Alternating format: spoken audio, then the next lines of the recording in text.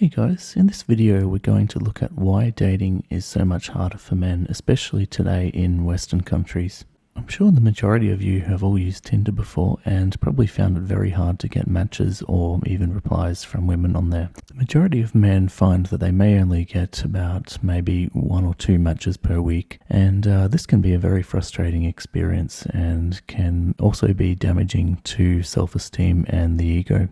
Meanwhile, most women will get a match on almost every time they swipe right, and most of them will end up with even a few thousand matches. To understand why this is happening, let's have a look at this 4-month online dating experiment on OkCupid. So it says here, in the past, the pool of single men a woman could potentially meet and attract was limited by who she happened to be physically around during her daily life. Now it was exponentially larger. Now the number of men she could date was limited only by how far she would eventually be willing to travel to spend time with them in person. Dozens of suitors turned into thousands or even millions. And it goes on to say, whereas before a man just needed to be the best looking guy at work to get a date with a colleague, now he needed to be in the top 10% of all men to get a date with one of the women in his city. So basically what they're saying is that in the old days it was a lot easier dating for a man because a woman was only limited to the men she had in her local area. Before the advent of the smartphone and even Tinder, a woman still had to log on to an online dating site, and for this to happen, she would only be able to do this for maybe an hour a day. The difference is now she has access to dating apps 24 hours a day, so she has far more many offers from men and is basically flooded with messages. Further down here, it shows the profile he set up, and he goes on to say that he selected 5 photos for the boys and 5 for the women that depicted men and women who I personally thought varied in physical attractiveness. Then I gave the 10 photos to 3 other people, male and female, who would act as an independent judges of the girls' and boys' looks by ranking them from best looking to not the best looking. Pleasantly, for the experiment, all the 3 judges agreed on the rankings. And here are the photos.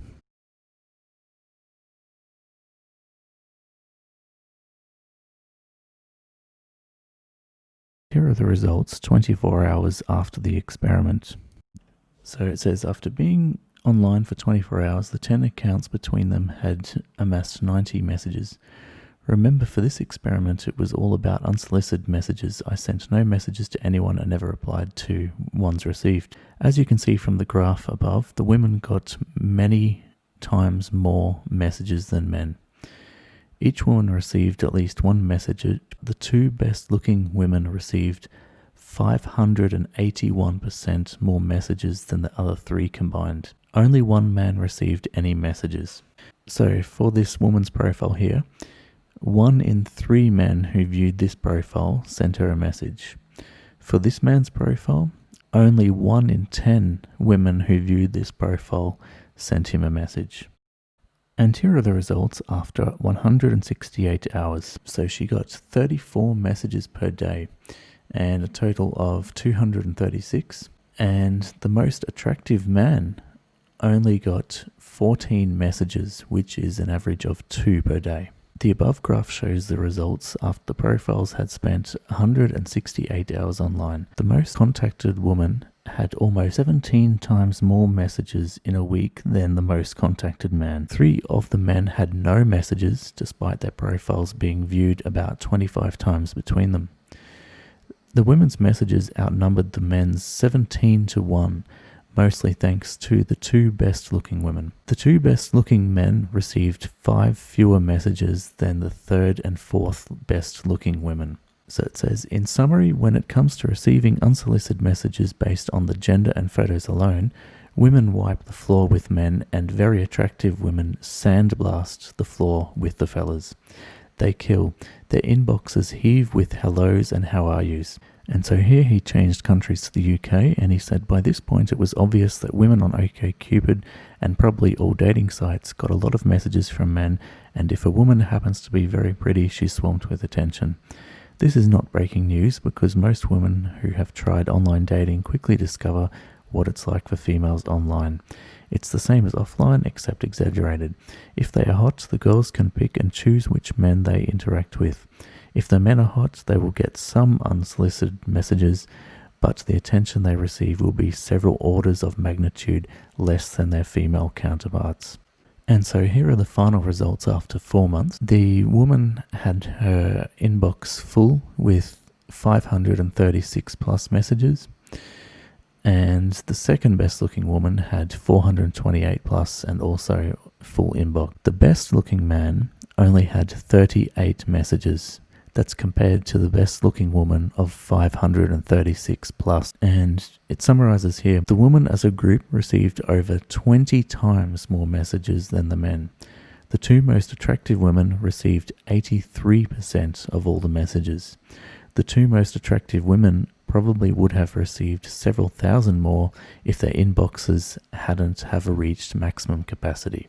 So here we don't even know what the full amount could have been just because the inbox was full due to so many. It took 2 months, 13 days for the most popular woman's inbox to fill up. At the current rate, it would take the most popular man 2.3 years to fill up his. And here is another experiment, but this time using Tinder. So this is a more recent one from March 2020.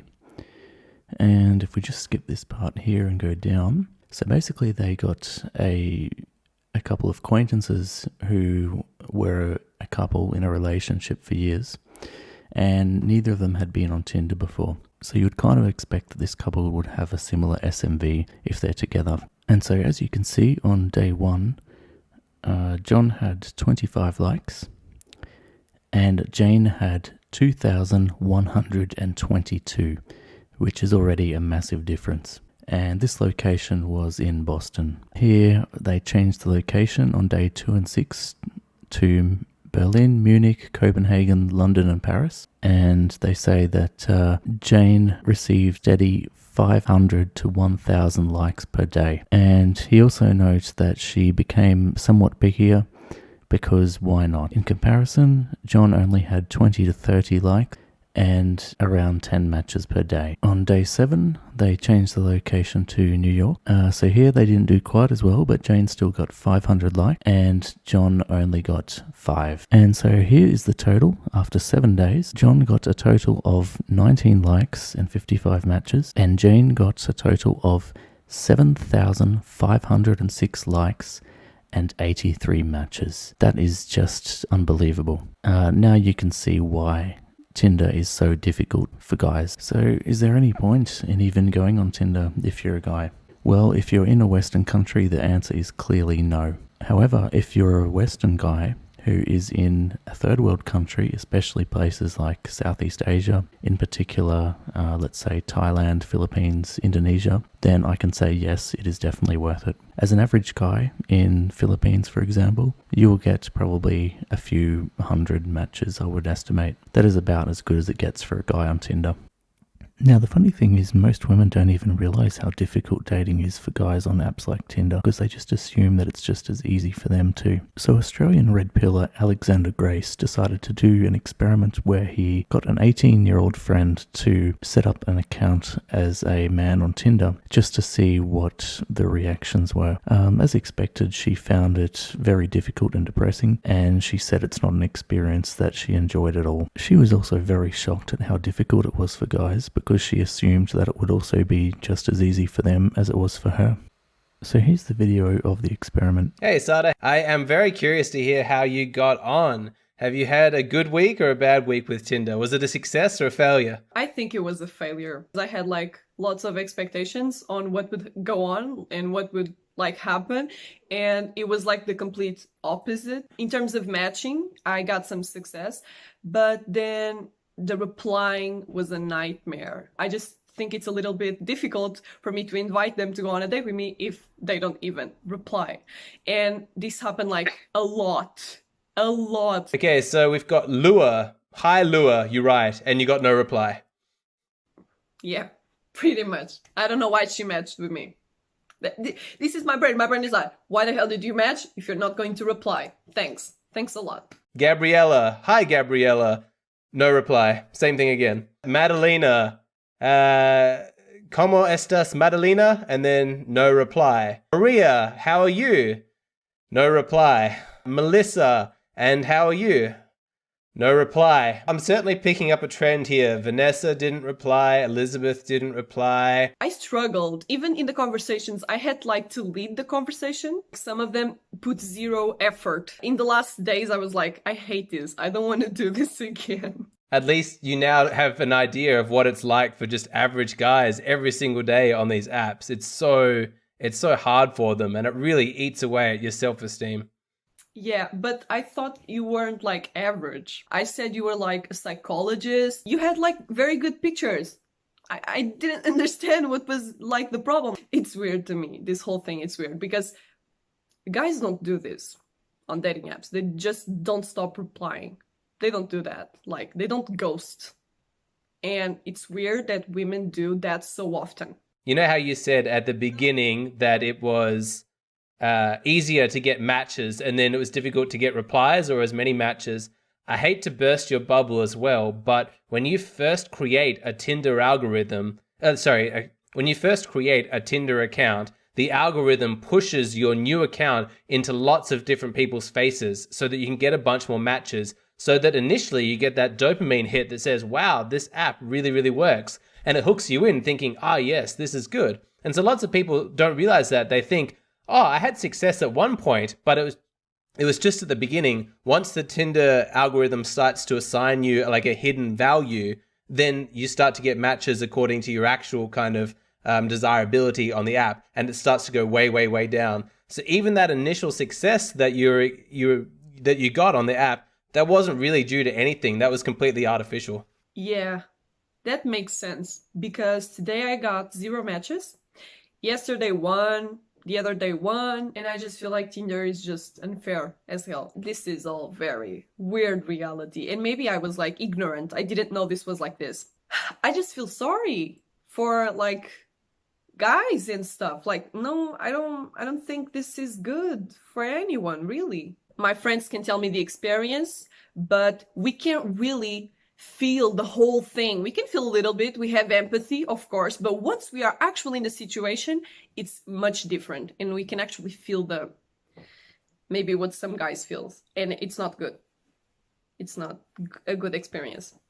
For me, it's very good to go through this, really, because I'm just expanding my awareness of everything. Would you encourage other women to do this experiment, to just try creating a male dating profile on Tinder just to see what it's like? Do you think that would be a valuable experience for women to go through? Of course, absolutely. They should feel this. They should know, like, this is just to see, just to not ghost, just to stop some actions. Maybe this will make them act a little bit different in some other context. I will probably on my own just say to my friends, why don't you do this? Just for a day or two, So you may be wondering why it's so much difficult for guys on Tinder, especially in the West. Well, if you have a look at this image up now, this shows you how men and women rate each other on OkCupid dating site. As you can see, most of the women rated men as being unattractive, and 0% of them being the most attractive. But when you have a look at the guy's scale, how he rates women, it's more of a bell curve, and you can see that he actually rates 20% of the women right in the middle, so average attractiveness, and at both ends of the scale, he's got 6% for most attractive and least attractive. So that just shows you how much pickier women are, and this is known as hypergamy. And here is a diagram showing what hypergamy is. As you can see on the left, most guys will date maybe 1 SMV point up, so a 6 may date up to a 7, but he will also date about 2 SMV points down on average, so a 6 may date down to a 4, for example. So in other words, most guys usually date within their own league. But when you look at the diagram on the right, you can see that most women will only date up, and quite significantly. So as you can see, most women only go for the top 20% of men, and as a result, all the other 80% miss out. Now, this is based on the 80-20 model. However, many believe it is now the 90-10 model because women keep getting more pickier and pickier. So this basically means that the top 10% of guys are getting all the women, And most of these guys are not interested in relationships. All they're doing is basically pumping and dumping. So the women keep going after these guys, and that's why they keep saying that basically all guys want sex, and then they end up putting on their Tinder bio, no one night stand. So when you see no one night stand or no hookup on a Tinder bio, that usually means that the girl has been going after a lot of these guys in the top 10%, and she's been pumped and dumped many times. So you'd think they'd work this out and start to realize that when they keep going for guys who are way out of their league, these guys would only want sex and wouldn't be interested in a relationship. But it doesn't seem to work that way, and they still keep going after these guys just on the off chance that maybe one of them will decide on settling down and having a long-term relationship. But as guys, we all know that won't happen, because if a guy has many choices, why would he settle? He's just going to play the field for as long as he can. So to any women who might be listening to this, please take this on board and consider who you choose for a date. You may find that someone who is closer to your SMV or sexual market value will be much more likely to actually want a long-term relationship. Whereas if you go after the guys who are way out of your league in the top 10%, all they're going to want is sex. And if you're a guy listening to this video and wanting to know the easiest place to date women, take a look at my other video called Easiness of Girls by Country, also known as the Bang Map, which shows where you can be in the top 10% of men.